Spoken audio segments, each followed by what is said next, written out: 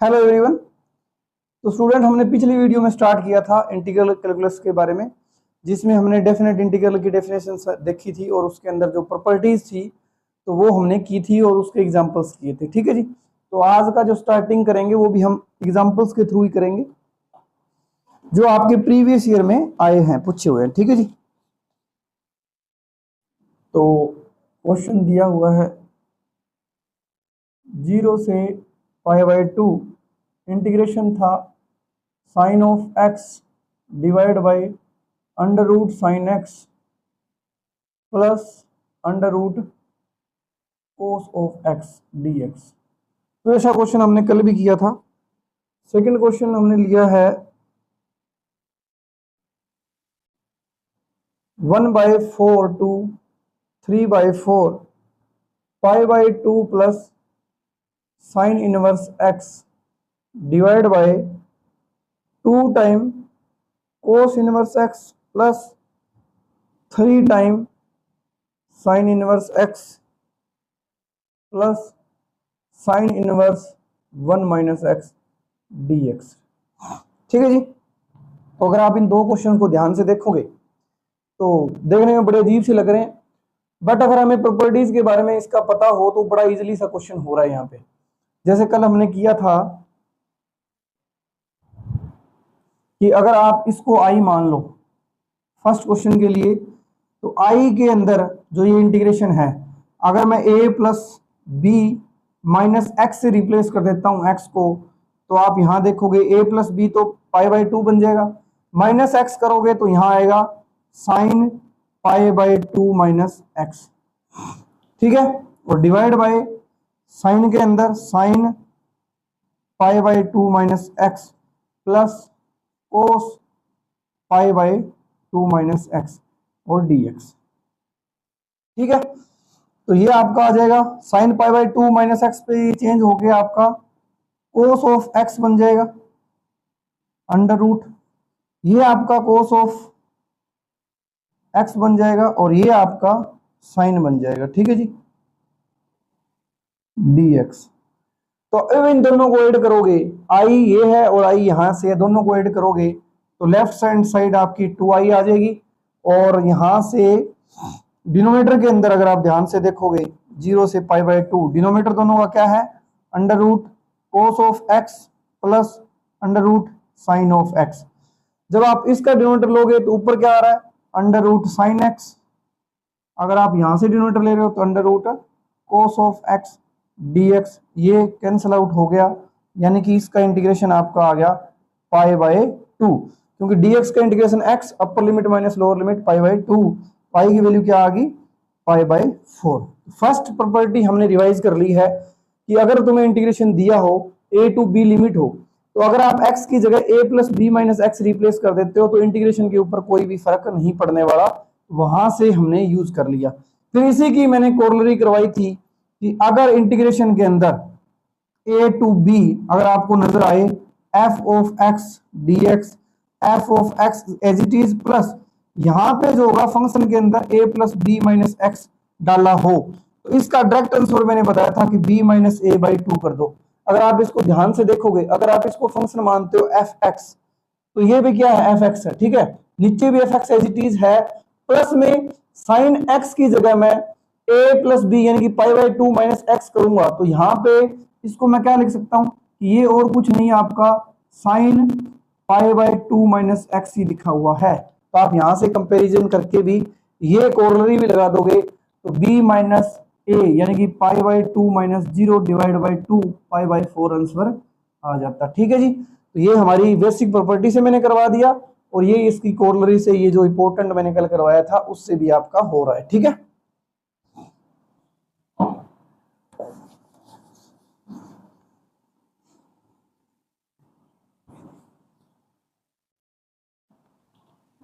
इसके बाद second question है, तो यहां पे भी अगर आप ध्यान से देखोगे π/2 है और साइन इनवर्स वाला काम हो रहा है।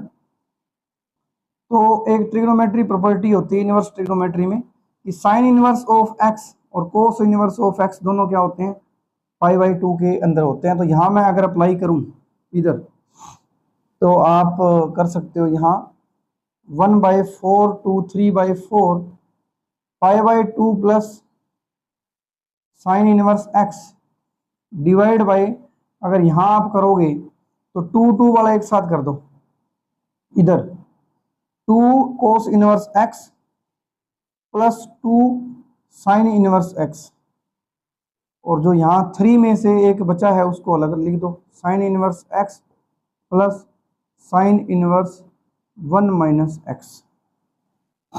ठीक है,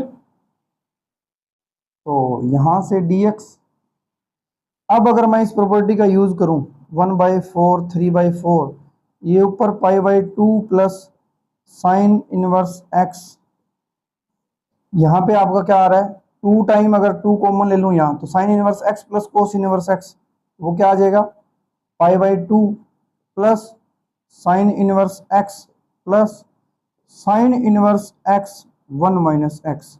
तो ये आपका पाई साइन इनवर्स एक्स, तो यहाँ पे आई थिंक पाई होना चाहिए, पाई plus sine inverse x d x, तो ये पाई रहेगा, तो ये नीचे भी क्या आ गया pi plus sine inverse x.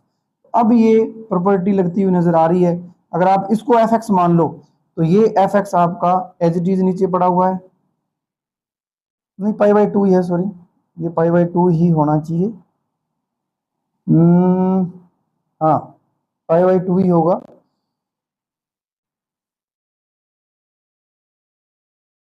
क्योंकि हमारा फॉर्मूला क्या था कि f of x as it is और एफ ऑफ एक्स के अंदर चेंजेस करना होना चाहिए। तो यहाँ पाई है तो इधर पाई बाई 2 पड़ा रहने दो, पाई बाई 2 यहाँ भी पाई बाई 2।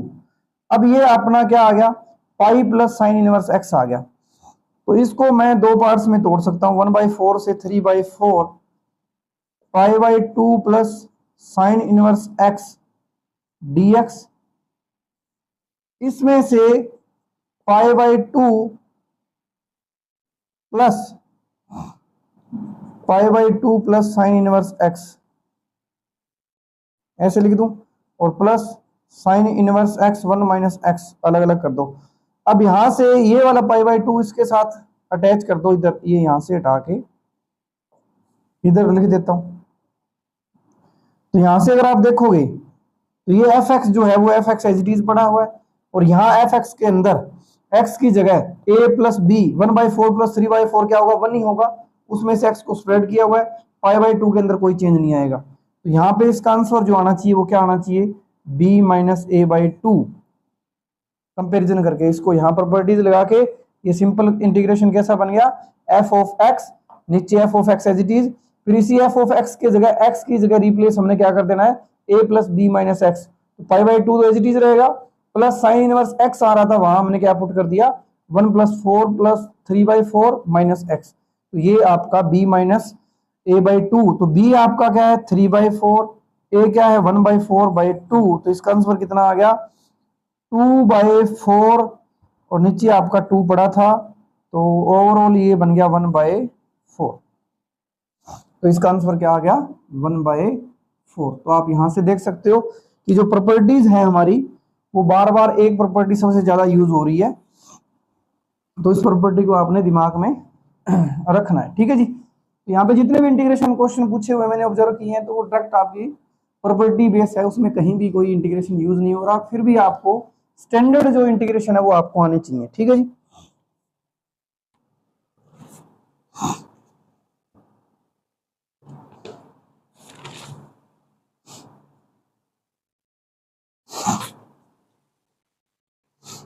फिर एक क्वेश्चन और करते हैं, फिर नया टॉपिक स्टार्ट करेंगे। क्वेश्चन था 0 से pi by 2 sine of x minus cos of x का मॉडुलस dx। ठीक है, तो मैंने आपको बताया था जब भी ग्रेटेस्ट इंटीजर फंक्शन आए या मॉडुलस टाइप के फंक्शंस आते हैं तो उनको आपने पहले डिफाइन करना है कि 0 से पाई बाई 2 यानी कि लिमिट्स के बीच में वो किस तरह का बिहेव कर रहा है। ठीक है, तो सबसे ये जो साइन एक्स है और माइनस कोस ऑफ एक्स है, इसका मॉडुलस क्या कहोगे, इसका जो मॉडुलस होगा वो आपका नेगेटिव के साथ ओपन होगा, जब ये sine x minus cos x क्या हो, नेगेटिव, क्योंकि मॉडुलस जो है वो अंदर वाली चीज को नेगेटिव होता है तो माइनस बाहर निकाल के निकलता है, अगर ए पॉजिटिव है तो बाहर प्लस के साथ आता है। तो अब हमें ये चेक करना है कि जो sine x minus cos x है ये आपका 0 से पाई बाई 2 में क्या आता है। तो यहां 0 ले लो, इधर पाई बाई 2 ले लो।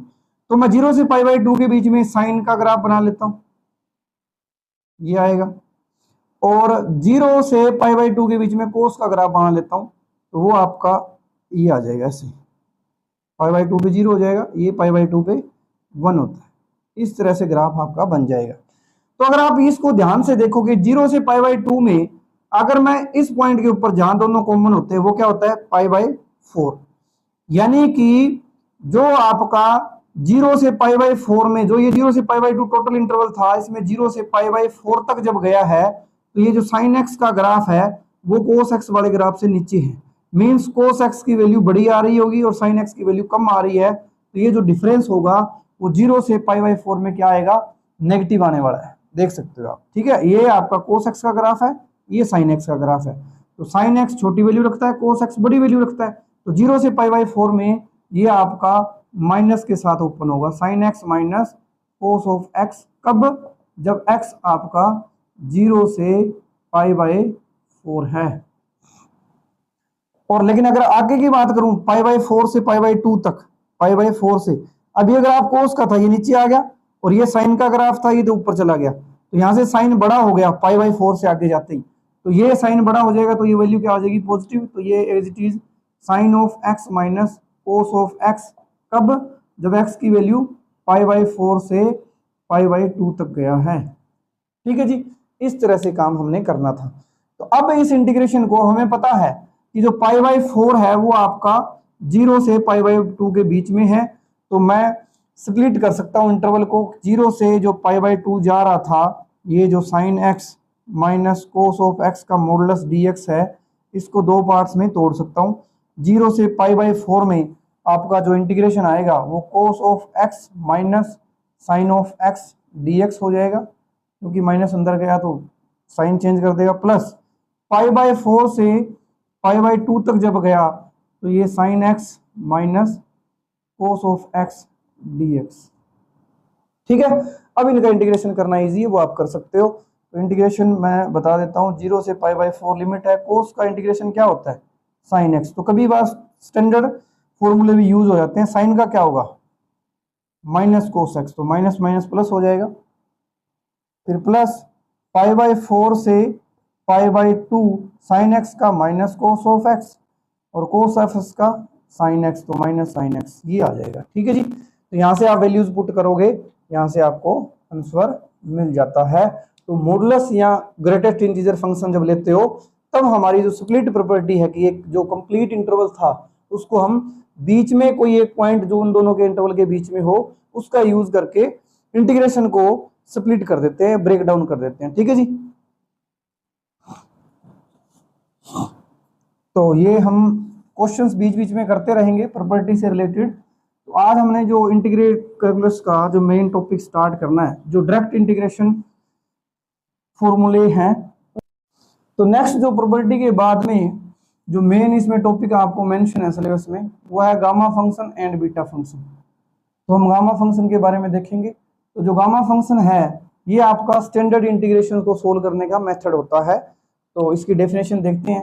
तो नोटेशन जो रहेगी गामा एन, इसका मतलब होता है कि जब कि कभी भी आपको अगर कोई इंटीग्रेशन जिसकी लिमिट 0 टू इन्फिनिटी हो और e to the power minus x और x to the power n minus 1 dx इस तरह का नजर आता है, तो इस इंटीग्रेशन को हम गामा के फंक्शन से निकाल लेते हैं। और यहाँ पे जो n है आपका वो क्या होना चाहिए, पॉजिटिव होना चाहिए, नेगेटिव के लिए डिफाइन नहीं करेंगे। ठीक है जी, तो इस तरह का जब भी इंटीग्रेशन आएगा उसको सोल्व करने के लिए हम गामा फंक्शन का यूज करते हैं। जैसे मान लो इंटीग्रेशन आपको निकालना हो 0 to infinity e to the power minus x और x टू दी पावर 6 है और dx है, तो इसको गामा n में लिखना हो तो आप देखोगे अगर इसकी ओरिजिनल जो डेफिनेशन है वहां से अगर इसको कंपेयर करो तो यहाँ x की पावर n माइनस 1 होता है, तब यहाँ गामा n आ जाता है, यानी कि जो जितनी पावर है उससे एक ऐड करके आप क्या कर देते हो, n यहाँ लिखते हो। फॉर एग्जाम्पल यहाँ e to the power minus x है, x की पावर 6 है, तो गामा के अंदर क्या लिखा जाएगा, 7 लिखा जाएगा। अदरवाइज आप यहां से कंपेयर करोगे तो n-1 की जगह क्या है, 6 है, तो n की जगह क्या आ जाएगा, 7, गामा ऑफ 7। तो इस तरह की जो इंटीग्रेशन हैं स्टैंडर्ड, तो वहां हम यूज करते हैं गामा का। अब हमें पता होना चाहिए कि जो गामा है इसको सोल्व आप कैसे करोगे, फिर गामा n है, इसका आंसर भी तो निकालना पड़ेगा। तो यहाँ पे इसकी एक रिकरेंस रिलेशन होती है कि अगर गामा n है तो आप क्या करो, n माइनस बाहर करके n-1 का गामा निकाल सकते हो। फिर आगे आप इसी को n-1 इसका एक कम कर दो तो n-2, फिर उसी का n-2 लिख सकते हो। ये रिकरेंस रिलेशन चलती रहती है। तो इसी तरह से अगर मैं आपको गामा n+1 की बात करूं तो यहां से ही क्या आ जाता है, n एक कम करके बाहर और उसी का रिलेशन। तो यहां से एक इंपॉर्टेंट रिकरेंस रिलेशन मिलती है, गामा ऑफ n जो है वो आपका फॉर्मूला बन जाता है गामा ऑफ n+n। ये आपने याद रखना है फॉर्मूला, ये नेगेटिव के लिए काम आएगा। थर्ड है कि गामा ऑफ n है, तो अगर n जो है आपका पॉजिटिव इंटीजर है, ठीक है, तो उस केस में इसका आंसर n-1 फैक्टोरियल आ जाता है। n belongs to positive integer, positive integer के लिए क्या आ जाएगा, n-1 फैक्टोरियल। कभी भी गामा n निकालना हो, n क्या हो, इंटीजर में से हो। जैसे गामा 6 है तो एक कम करके फैक्टोरियल मीन्स 5 फैक्टोरियल, गामा 7 है तो ये 6 फैक्टोरियल आ जाएगा। ये ध्यान रखना, ये फॉर्मूले काफी यूज होंगे क्योंकि इनके बिना इसका आंसर नहीं निकाल सकते। एक इंटीग्रेशन का आंसर बड़ा इजीली निकल जाता है अगर आप इसको कंपैरिजन करके गामा n तक लेके जाते हो। फिर गामा n आगे निकलता कैसे वो आपको पता होना चाहिए, ठीक है जी। फोर्थ इसमें है कि अगर n जो है ये तो पॉजिटिव इंटीजर था, ठीक है, अगर पॉजिटिव इंटीजर ना हो, फ्रैक्शन हो, पॉजिटिव फ्रैक्शन आ जाए तो उस केस में इसका आंसर n-1 और n-1 का गामा निकलता होता है। ये जस्ट किसके लिए है, जब n पॉजिटिव इंटीजर है। अगर n पॉजिटिव इंटीजर नहीं रहता, पॉजिटिव फ्रैक्शन बन जाता है, तो उस केस में ऐसे आप चलते जाओगे। जैसे फॉर एग्जांपल अगर मैं आपको कहूं कि 5/2 का गामा क्या होगा, गामा फंक्शन, तो ये कहेगा कि रूल क्या है, एक कम करो, एक कम करोगे 3/2 आएगा और उसी का क्या कर दोगे, गामा निकाल दोगे। अब गामा ऑफ 3/2 निकालना है तो 3/2 तो कांस्टेंट है, गामा 3/2 करना है तो एक कम करो पहले और उसी का क्या कर लो, गामा फंक्शन। तो ये आपका क्या आएगा, 3/4 गामा ऑफ हाफ। अब यहाँ पे आपने गामा हाफ की वैल्यू भी याद रखनी है कि गामा फंक्शन के अंदर हाफ डाला जाए तो उसका आंसर √π आता है। ये वेरी वेरी इंपॉर्टेंट है इस टॉपिक से रिलेटेड, ये आपको याद रखना है। ये बड़े बड़े इंटीग्रेशंस को बड़ा इजीली सोल्व कर देता है अगर आप उसमें ऑब्जर्व कर पाते हो तो, ठीक है जी। तो पहला काम ये था कि इंटीग्रेशन को पहले गामा फंक्शन से रिलेट किया गया, फिर हमने सीखा कि गामा फंक्शन निकलता कैसे, ठीक है। इसी के साथ एक प्रॉपर्टी आपने और याद रखनी है, गामा ऑफ n की अगर प्रोडक्ट किया जाए गामा ऑफ 1 - n तो ये आता है π/sin nπ। ये प्रॉपर्टी बड़ी इंपॉर्टेंट है, रिफ्लेक्सिव प्रॉपर्टी इसको बोला जाता है। और यहाँ पे n जो है, क्योंकि गामा के अंदर नेगेटिव नहीं लेके आना, n जो है वो क्या होगा, 0 से 1 के बीच में होना चाहिए, पॉजिटिव भी होना चाहिए और ये भी नेगेटिव ना आए। इस वजह से हम n को कहाँ रखेंगे, जब 0 से 1 n है तो ये प्रॉपर्टी आप यूज कर सकते हो, ये ध्यान रखना, ठीक है जी। इनका ज्यादातर यूज होता है, जैसे मान लो मैं आपको यहाँ एग्जांपल दूं, जैसे gamma of 1/4, gamma of 3/4, direct question ऐसे आते हैं कि इसका आंसर बताओ क्या होगा। तो अगर मैं इसको लिखना चाहूं तो गामा ऑफ 1/4 और 3/4 है, उसको मैं 1 - 1/4 लिख सकता हूं। अब कंपैरिजन करो, n जो है वो 0 से 1 के बीच में आ रहा है और इसको लिखा कैसा हुआ है, n इसको मानो तो ये 1 - n लिखा हुआ है, तो ये प्रॉपर्टी में क्या लिखोगे, π/sin के साथ, पाई के साथ n की वैल्यू क्या है, π/1/4, n की वैल्यू क्या है 1/4, तो ये sin π/4 आ जाएगा। sin π/4 1/√2 होता है तो √2 ऊपर चला जाएगा, तो इसका आंसर क्या आया, √2π, ठीक है जी। तो ये काफी इंपॉर्टेंट प्रॉपर्टी है गामा से रिलेटेड। तो ये आपको गामा से जो रिलेटेड रिजल्ट्स हैं, जो वैल्यूज हैं, वो आपको याद रखनी है कि गामा फंक्शन हम निकालते कैसे हैं। अगर गामा फंक्शन निकालना आएगा तभी आप इस इंटीग्रेशन की वैल्यू निकाल पाओगे, ठीक है जी। तो यहाँ पे एक तो ये गामा का रिजल्ट है कि इंटीग्रेशन जो है किस फॉर्म में आपको दिया होना चाहिए, ठीक है।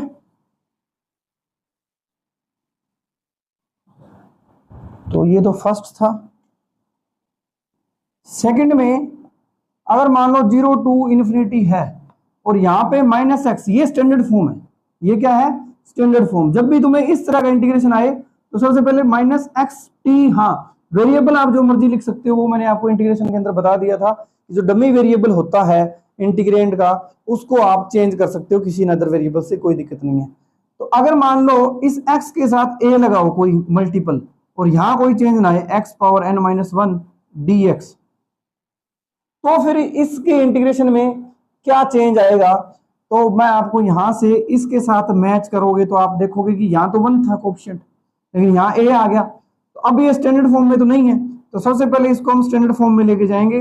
तो स्टैंडर्ड फॉर्म में लेके आने के लिए हम क्या कहेंगे कि ax को t से रिप्लेस कर दो। ax को t से रिप्लेस करोगे और दोनों साइड डेरिवेटिव करोगे तो a dx is equal to dt आ जाएगा। तो dx की जगह क्या आएगा? dt by a। अब ये ट्रांसफॉर्मेशन करोगे तो ये आपका जो इंटीग्रेशन है, जब x की वैल्यू 0 है तो t की वैल्यू भी 0 है। जब x की वैल्यू, और यहाँ पे जो a है, ये जो a यहाँ लगाया हुआ है, वो क्या होना चाहिए? पॉजिटिव होना चाहिए। अब देखो x को इन्फिनिटी करोगे तो t भी इन्फिनिटी आएगा, यानी कि इंटीग्रेशन की लिमिट में कोई चेंज नहीं आएगा, 0 टू इन्फिनिटी दिखेगा। e to the power minus ax को मैंने पुट कर दिया t। अब x की जगह क्या रखना है? यहां से x की जगह क्या आ जाएगा? t बाई ए।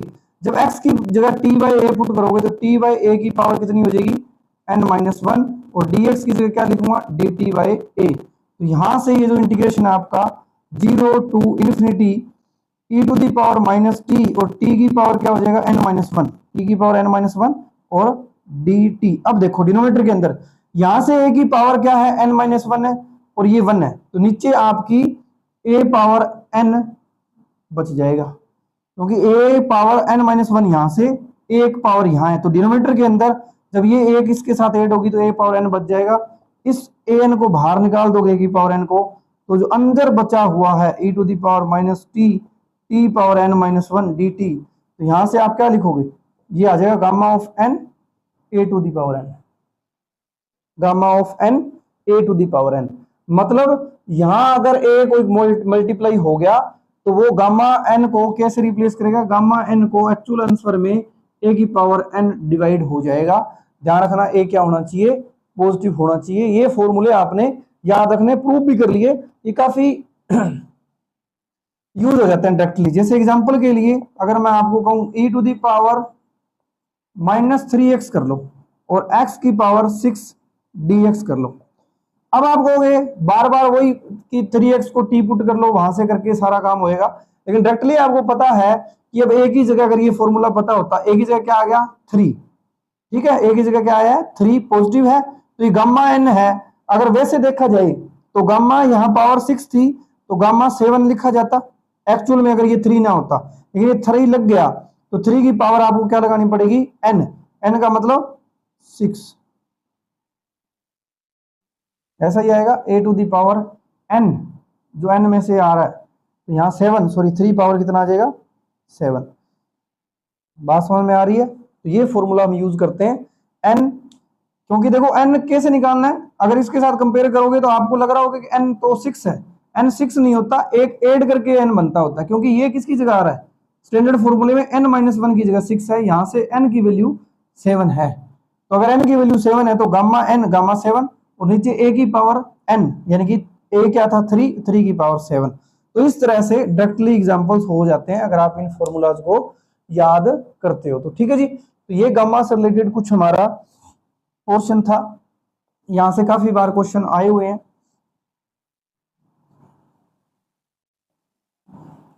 फिर इसका डायरेक्टली तो इतना ही काम होता है कि इस ऐसे इंटीग्रेशंस को आप सोल्व कर सकते हो। एक क्वेश्चन आपका आया हुआ था, एग्जांपल है कि अगर 0 to infinity e to the power minus x square dx को सोल्व करना हो, तो देखो सिंपल आप e to the power minus x square को सोल्व नहीं कर पाओगे, ठीक है, क्योंकि एक्स स्क्वायर के साथ अगर कुछ पुट ट्रांसफॉर्मेशन भी करनी है तो 2x टाइप का कुछ चाहिए, तो आप यहां से ये नहीं कर पा रहे। तो अब अगर 0 टू इन्फिनिटी अगर आप इस इंटीग्रेशन की लिमिट देखते हो और ई की पावर में कुछ देख पा रहे हो, तो यहां से हम रिलेट कर सकते हैं कि ऐसे इंटीग्रेशन को तो हमने यहां हैंडल किया था।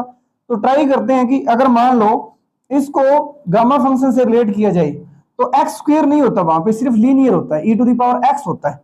तो मैं क्या करूंगा, एक्स स्क्वायर को अगर टी मान लेता हूं, एक्स स्क्वायर को टी मान लेता हूं, तो यहां से 2x dx is equal to dt, दोनों साइड मैंने क्या कर दिया, डेरिवेटिव कर दिया, विच इंप्लाइज दैट आपका जो dx आएगा यहां वो dt बाय 2x आएगा, dt बाय 2x आएगा।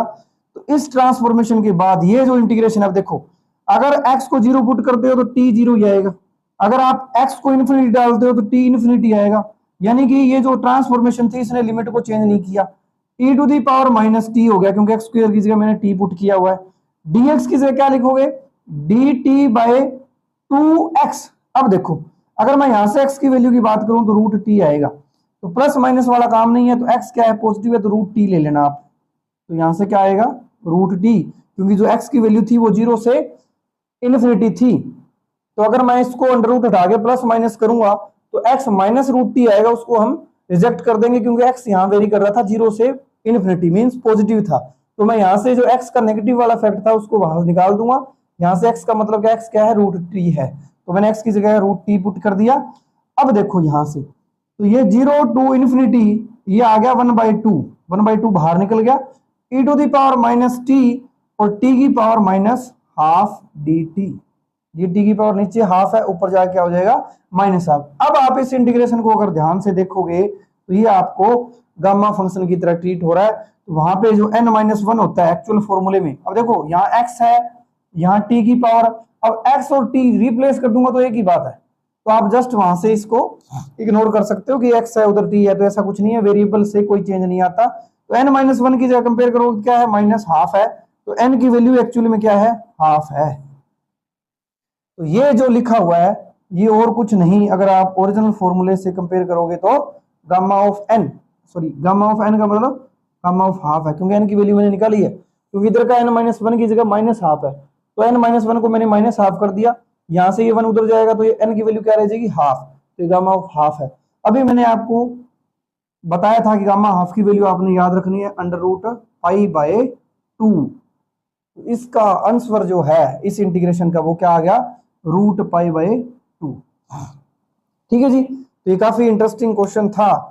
देखो ये वैसे हम कर नहीं सकते, लेकिन गामा फंक्शन के थ्रू इसको सोल्व कर सकते हैं। हमने स्टैंडर्ड रिजल्ट इसका नहीं पढ़ा हुआ, तो गामा के अंदर इसको ट्रांसफर करके फिर इसकी वैल्यू निकाली जाती है। ठीक है, इसको आप याद भी कर सकते हो, e to the power minus x square है, 0 टू इन्फिनिटी, इसका आंसर क्या आता है, रूट पाई बाय 2, ये स्टैंडर्ड क्वेश्चन है। ठीक है जी,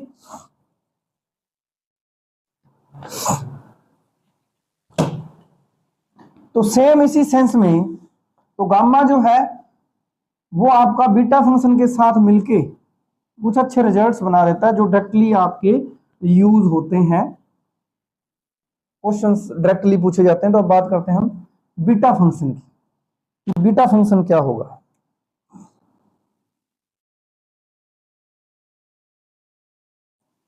तो जिस तरह से 0 टू इन्फिनिटी वाले इंटीग्रेशंस हैं और e की पावर में कुछ आ रहा हो इंटीग्रेंड के अंदर, जो इंटीग्रेशन जिसका कर रहे हो, तो उसमें हम ट्राई करते हैं कि 0 टू इन्फिनिटी वाले में हम गामा फंक्शन लगा देते हैं। तो वैसे ही हमें अगर मान लो इंटीग्रेशन के अंदर जो लिमिट है वो 0 टू 1 वाले क्वेश्चंस को सोल्व करने के लिए हमें स्टैंडर्ड यहाँ पे बीटा फंक्शन हेल्प करता होता है। तो यहाँ पे नोटेशन जो है वो b ऑफ m, n, ये दो वेरिएबल का फंक्शन है m और n का। वहां पे आप देखोगे तो सिर्फ n था, लेकिन यहाँ है m और n, दो वेरिएबल का फंक्शन।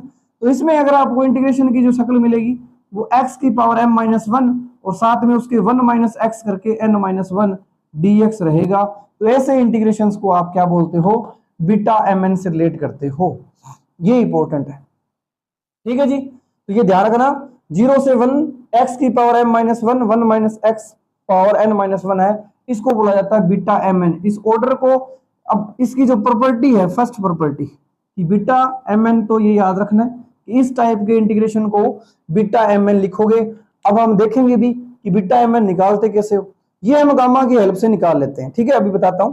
तो सबसे पहली जो प्रॉपर्टी है इसकी वो ये है कि आप इसके अंदर m और n या फिर आप लिखो एन एम, मीन्स एन की जगह एम यूज कर देते हो, एम की जगह एन, तो कोई फर्क नहीं पड़ता। इस प्रॉपर्टी को बोला जाता है सिमेट्रिक प्रॉपर्टी, सबसे इंपॉर्टेंट इसको बोला जाएगा सिमेट्रिक प्रॉपर्टी, कि यहाँ पे आप वेरिएबल को जो एम और एन है, और यहाँ एम और एन दोनों क्या होने चाहिए, पॉजिटिव होने चाहिए। जैसे हमने गामा फंक्शन के अंदर एन को क्या बोला था, पॉजिटिव, तो एम और एन भी क्या होने चाहिए, पॉजिटिव। ठीक है, अब अगर एग्जांपल की बात करो तो जैसे मान लो 0 से 1 एक्स की पावर 6 और 1 माइनस एक्स की पावर 7 dx हो, तो अब आप इसको 0 to 1 वाला आ गया, एक्स और माइनस एक्स की कुछ पावर आ रही है, बीटा के अंदर लिखना चाहते हो तो एम और एन क्या आएंगे वो देखना है।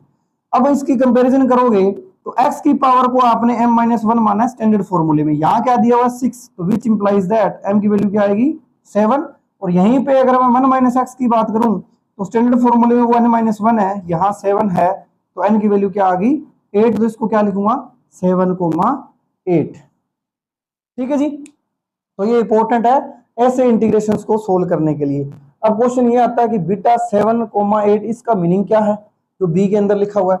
तो यहां से आता है जो आपको याद रखना है, relation between gamma function, gamma and beta function, gamma and beta function, क्योंकि गामा को हमने निकालना सीख लिया था, अभी हमने देखा था गामा एन है, नेचुरल नंबर आ जाता है तो वहां से आप उसको n माइनस 1 फैक्टोरियल लिख देते हो, फ्रैक्शन वैल्यू के लिए वो एक कम करते हो जाते हो और गामा के अंदर पुट करते जाते हो। ठीक है जी, लेकिन रिलेशन में क्या है कि अगर ये आपका बीटा एम एन है, इसको आप गामा में लिखना चाहते हो तो gamma of m, gamma of n divide by नीचे गामा आएगा एम प्लस एन का।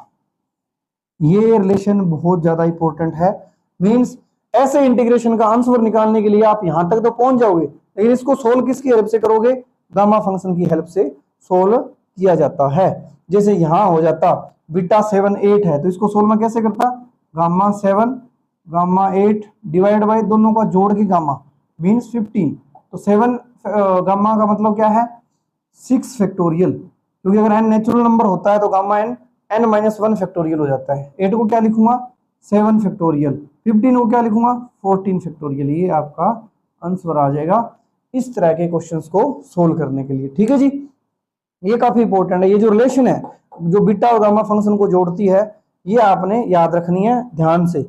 गामा एन को ऊपर लिया हुआ है न्यूमरेटर के अंदर, नीचे m प्लस n को करके उसका गामा लिया हुआ है। ठीक है जी, तो ये आपका बीटा फंक्शन का बेसिक था, और हमने रिलेशन देखा कि बीटा और गामा में क्या रिलेशन होता है। इसके बाद जैसे गामा की तो एक स्पेशल फॉर्म थी 0 to इन्फिनिटी वाला काम हमने कर लिया था, लेकिन यहां पे आपकी जो फॉर्म है बदलती रहती है कि बीटा एम एन को आप ट्रिग्नोमेट्री देख सकते हो, ट्रिग्नोमेट्रिक फॉर्म,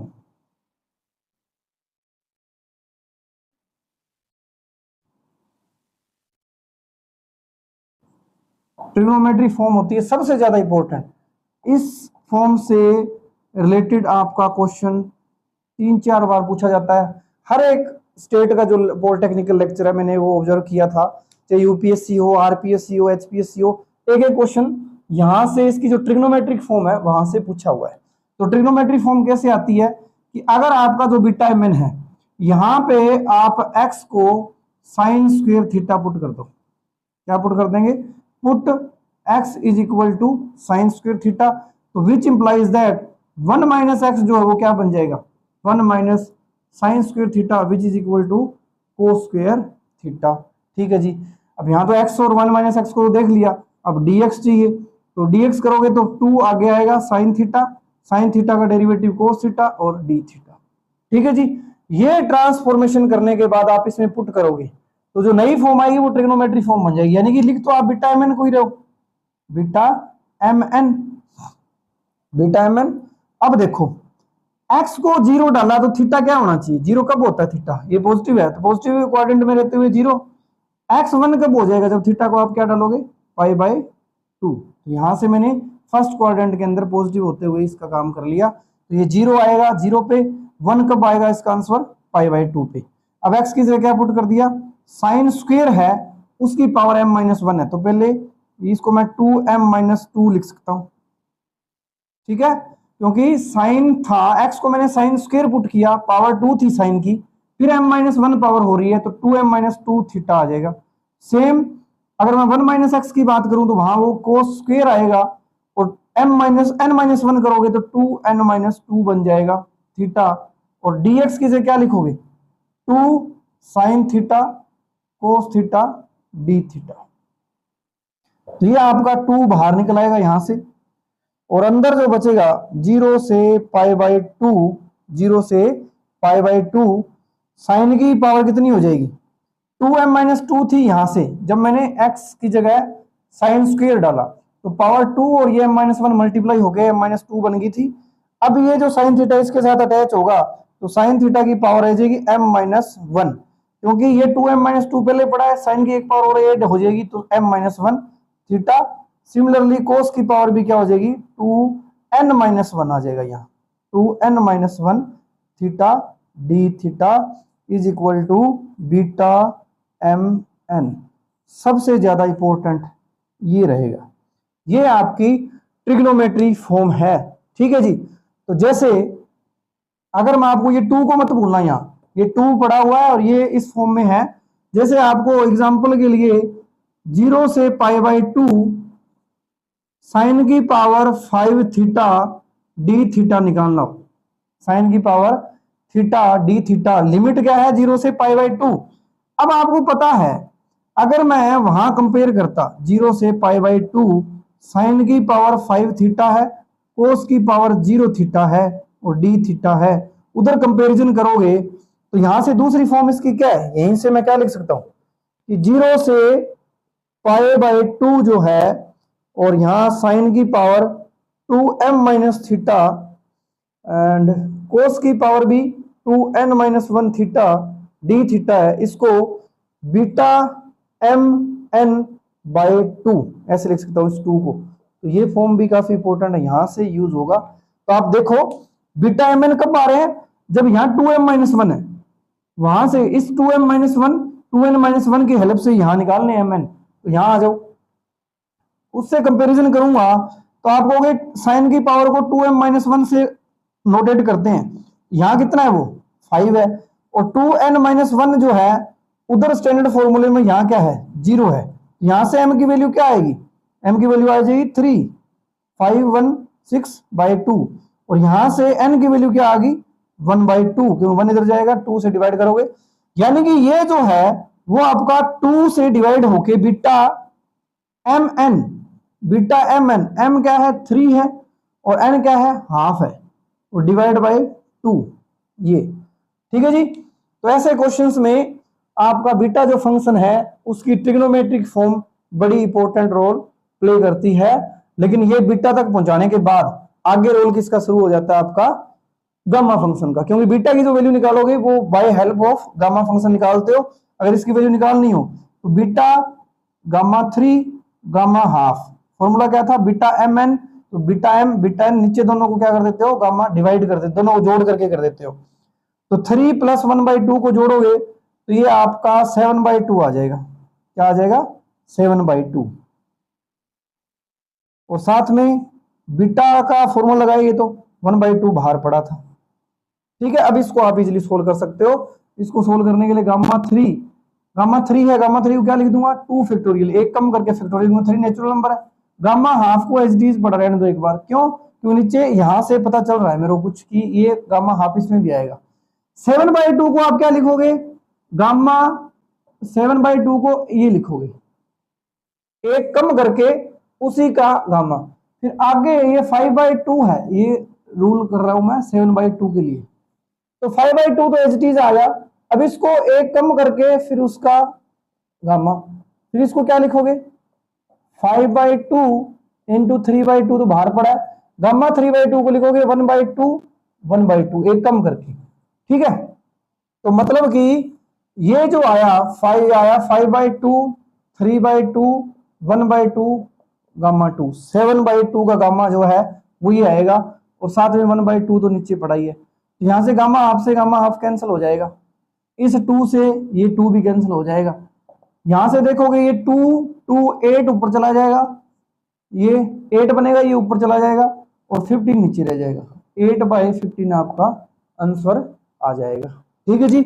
इस तरह से यहाँ पे जो बीटा एम एन की ट्रिग्नोमेट्री फॉर्म है वो बहुत ज्यादा यूजेबल है, उसको निकालना गामा के साथ है, तो आपने बीटा और गामा के बीच में रिलेशन भी याद रखनी है। ठीक है जी।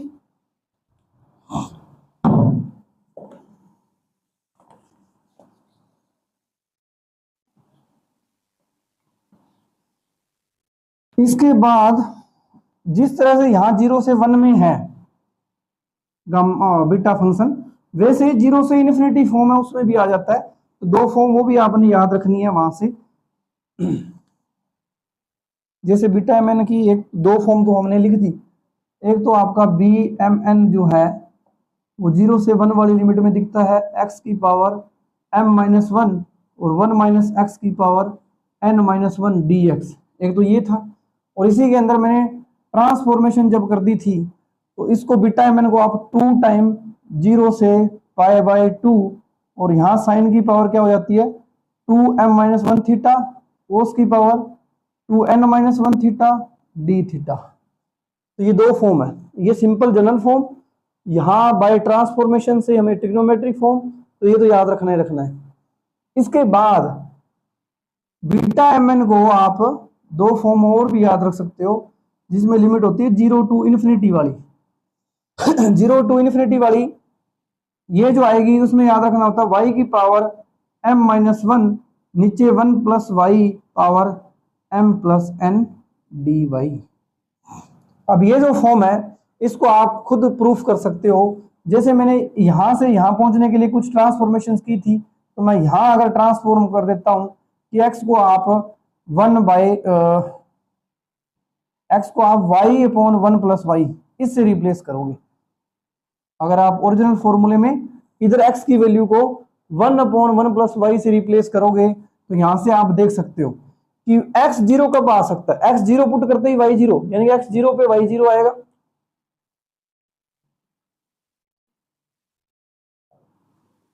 सेम x 1 कब आ सकता है, ये रेशियो जो है 1 कब आ सकता है, ये तभी आ सकता है जब y इन्फिनिटी की तरफ चला जाए।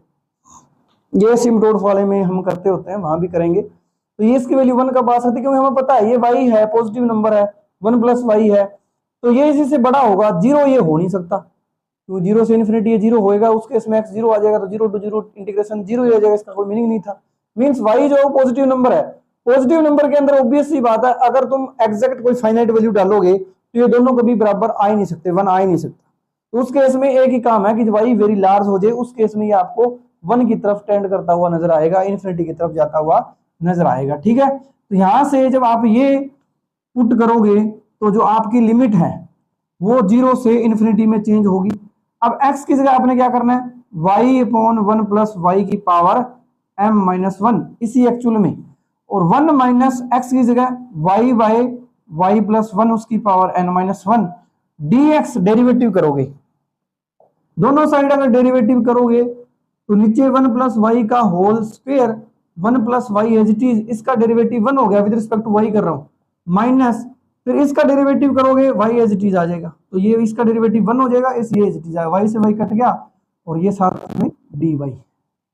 तो dx की जगह क्या लिखूंगा dy/1 + y का होल स्क्वायर। तो यहां से आप देख सकते हो 0 से 1 में चला गया। अब यहां से इसको लिखोगे तो इसको सोल्व करो, 1 - y/1 + y या y + 1 एक ही बात है, तो ये आएगा आपका 1/1 y + 1 माइनस y से y कट गया 1/1 + y। इसका आंसर क्या है 1/1 + y। तो इसको अलग करूं तो y की पावर m-1 अलग हो गया, 1 + y की पावर m-1 अलग सेपरेट कर दिया, और ये क्या बनेगा 1/y की पावर, ये सारा क्या बना 1/1 + y और उसकी पावर क्या है n-1 इंटू में dy/1 + y की पावर 2। तो यहां से ये बन गया आपका 0 से 1, सॉरी 0 to इन्फिनिटी, ये 1 लिख रहा हूं मैं, ये लिमिट चेंज हुई थी जब आप इसको चेंज करोगे तो 0 से इन्फिनिटी में y की पावर तो m-1 बचेगा, ऊपर साथ में dy बचेगा, नीचे क्या आएगा 1 + y की पावर m-1, यहां से n-1 तो जोड़ रहा हूं मैं, नीचे पावर क्या हो रही है m-1 + n-1 और प्लस में 2, तो ये 2 इससे कट गया, तो नीचे 1 प्लस वाई की पावर क्या रहेगी, m प्लस 1। तो ये भी आपने बीटा की फॉर्म याद रखनी है, इससे भी क्वेश्चन आपके पूछे जा सकते हैं। ये भी बीटा की सेकंड फॉर्म है, अलजेब्रिक सेकंड फॉर्म, जिसमें जो लिमिट है वो 0 से इन्फिनिटी है, यानी कि 0 से 1 में तो हमने देखा था, 0 से पाई बाई 2 में भी देख लिया। तो उसी तरह से एक बीटा की जो फॉर्म है वो 0 टू इन्फिनिटी में भी होती है, ये आपको याद रखनी है यहां से। ठीक है जी, ये बड़ा इंपॉर्टेंट है 0 टू इन्फिनिटी। ये थोड़ा सा सिंपल हमने प्रूफ भी देख लिया कि ये आप ट्रांसफॉर्मेशन करके यहां तक पहुंच सकते हो। ठीक है,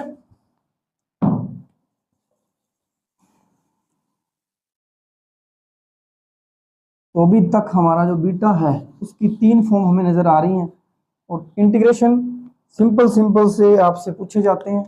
तो चौथी फॉर्म क्या आ गई, 0 to infinity y power m minus 1 1 plus y power m plus n d y. यहाँ पे ये फॉर्म थी। एग्जाम्पल की बात करो तो जैसे मान लो 0 टू इन्फिनिटी आपको पूछ लिया जाए x की पावर 7 1 प्लस एक्स की पावर 6, बताओ क्या आएगा। यहां से हमें देखो, ये अगर आपने किया होगा तो इस तरह से आप थोड़ा सोच सकते हो, अदरवाइज यहाँ पे कंफ्यूजन होनी है, पता नहीं क्या लिखा हुआ है। ठीक है, लेकिन आप लिमिट पे जानो, पहले 0 टू इन्फिनिटी है तो आप सोच सकते हो कि अगर उसके साथ कंपैरिजन करूं, अब एक्स वाई में कंफ्यूजन नहीं होना, वहां मैंने वेरिएबल वाई लिया हुआ है, यहाँ एक्स लिया हुआ, कोई दिक्कत नहीं है। तो अगर मैं बात करूं m माइनस 1 की तो वो लिखा हुआ 7, अगर मैं बात करूं m प्लस n की तो वो लिखा हुआ 6। तो यहां से m की वैल्यू कितनी आई 8, और यहां से n की वैल्यू कितनी आ गई, ये मैंने थोड़ा सा, m और n पॉजिटिव होने चाहिए ना, तो इधर आप एक बार ना 7 नहीं लो 3 ले लो, 3, तो m की वैल्यू कितनी आ जाएगी 4। तो अगर 4 लिया तो n की वैल्यू कितनी आ जाएगी 2, क्योंकि m 2 है तो n, सॉरी m 4 है तो n क्या आ जाएगा 2, यानी ये और कुछ नहीं, 0 टू इन्फिनिटी वो वाली फॉर्म थी, उसमें बीटा 4 2 है, जिसको हम गामा की फॉर्म से gamma of m gamma of n divide by gamma of 6 कर सकते हैं। अब ये हमें पता नेचुरल नंबर है, तो ये 3 फैक्टोरियल, ये 1 फैक्टोरियल, ये 5 फैक्टोरियल, ये आंसर आ गया। ठीक है जी, तो इस तरह के इंटीग्रेशंस को हम सोल्व करने के लिए बीटा एम एन की ये 3 फॉर्म हमें नजर आ रही है, इन तीनों फॉर्म से ही क्वेश्चन पूछे जाते हैं। ठीक है,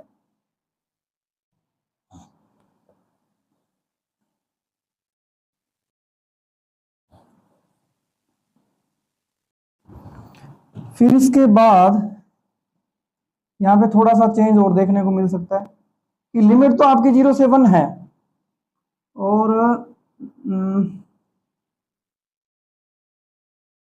ऐसा आ जाए x की पावर m माइनस 1 है, ठीक है, लेकिन 1 माइनस एक्स की पावर कुछ k आ जाए, यहाँ 1 माइनस जो है, या x की पावर m माइनस 1 थी, या x की पावर k आ जाए। तो अगर ऐसा इंटीग्रेशन है तो भी इसमें आपने याद रखना है कि ये और कुछ नहीं, ये आपका बीटा टाइप का तो बन जाएगा, m के अंदर आप k डिवाइड कर देना, n के अंदर कोई चेंज नहीं आएगा, नीचे k से ही, ये आप डायरेक्ट रिजल्ट याद रख सकते हो। x की पावर m माइनस 1 के साथ कोई पंगा नहीं लिया गया, लेकिन 1 माइनस एक्स जो था वहां x की कुछ पावर की गई है, उसकी पावर n है। जैसे एग्जांपल के लिए 0 to 1 x power 2 1 minus x cube n minus 1 dx आ जाता। ये 4 कर देता हूँ, देख लेते हैं सही आएगा क्या, कर लेंगे इसको। ये आपका पावर क्या है, क्यूब है k की जगह, 1/3, बीटा के अंदर m क्या है, अब देखो कंपैरिजन करो तो m माइनस 1 की जगह क्या है 2 है, तो m की वैल्यू है 3, ठीक है, और n माइनस 1 की जगह क्या है 4 है, तो n कितना है 5, तो m 3 है n 5 है, तो m को डिवाइड किया है k से 3/3, और n के साथ कोई पंगा नहीं लिया गया, 5 है, तो ये आपका 1/3 बीटा ऑफ 1 5 आ गया। इसको कैसे करोगे, gamma of 1 gamma of 5 gamma of 6, ये तो आप कर सकते हो। गामा ऑफ 1 क्या होता है 1 ही होता है, 0 फैक्टोरियल, 0 फैक्टोरियल हमारा क्या आता है 1, तो यहां से आप बीटा की फॉर्म को याद रख सकते हो डायरेक्टली। ठीक है, ठीक है जी, तो ये इसकी फॉर्म ही है, डिफरेंट डिफरेंट फॉर्म्स हैं। फिर इसके अंदर एक और यूज हो जाता है कि 0 टू ए एक्स की पावर m माइनस वन, यहाँ a माइनस एक्स आ जाता है और उसकी power n minus one dx। ये भी बड़ा इंपॉर्टेंट। देखो इसमें क्या हुआ, यहाँ लिमिट 0 टू 1 थी तो यहाँ 1 माइनस एक्स था, तो कुछ ऐसा आ जाए 0 टू a लिमिट हो जाए और x की power m minus one a minus x, कोई चेंज नहीं है, बस 1 की जगह रिप्लेस किया, बाकी सारा काम है। तो इसमें कोई चेंज नहीं होता, इसमें a जो आ रहा है उसकी power m plus n minus one होके बीटा एम एन ही आ जाता है डायरेक्टली, कहीं भी कोई चीज नहीं आएगा। ये ट्रांसफॉर्मेशन आप इजीली कर सकते हो, इसमें कोई लंबा चौड़ा काम नहीं है, बट ये आपको याद रखना है कि गामा फंक्शन है, बीटा फंक्शन है, उनकी हेल्प से आप कैसे क्वेश्चंस को सोल्व कर सकते हो, कैसे अप्लाई कर सकते हो।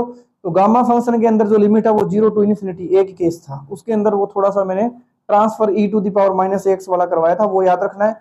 लेकिन बीटा के अंदर काफी कुछ है, बीटा के अंदर तीन तीन तो फॉर्म आ रही है, इस फॉर्म के अंदर भी ये तीन तरह की ये फॉर्म नजर आ रही है, तो ये आपको फॉर्मूला याद होना चाहिए। ट्रांसफॉर्मेशन तो आप इजीली कर सकते हो, प्रूफ करना इनका आसान है, इन चीजों का प्रूफ बड़ा इजी है, जैसे मैंने ये करवाए थे।